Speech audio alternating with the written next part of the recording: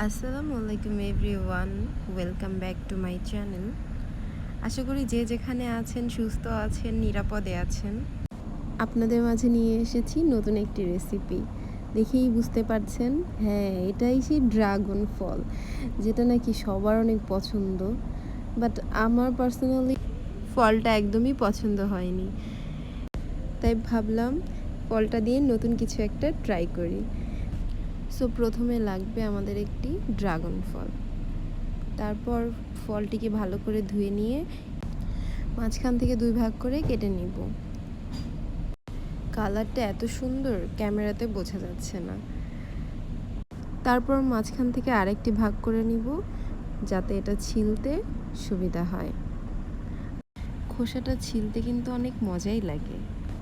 খোসাটা ছিলে ফেলা হলে ছোট ছোট করে কেটে নিব। কিছু জিনিস আছে যেগুলা সামনে থেকে দেখতে যতটা সুন্দর, ক্যামেরায় তা ফুটিয়ে তোলা যায় না। ছোট করে কেটে নেওয়ার পর এর ভিতরে দিব কয়েক টুকরা তেঁতুল, তারপর দিব স্বাদ মতো লবণ, একটা শুকনা মরিচ ভেজে দিয়েছি। তারপর লবণ আর তেঁতুল ভালো করে চটকিয়ে নিব।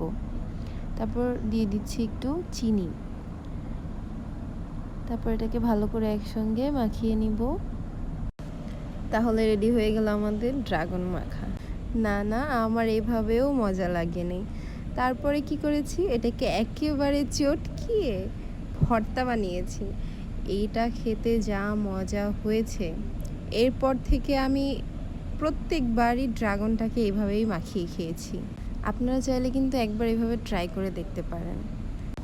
ভিডিওটি ভালো লাগলে অবশ্যই একটি লাইক দিবেন আর আমার চ্যানেলটি সাবস্ক্রাইব করে দিবেন। ধন্যবাদ সবাইকে। আল্লাহ হাফেজ।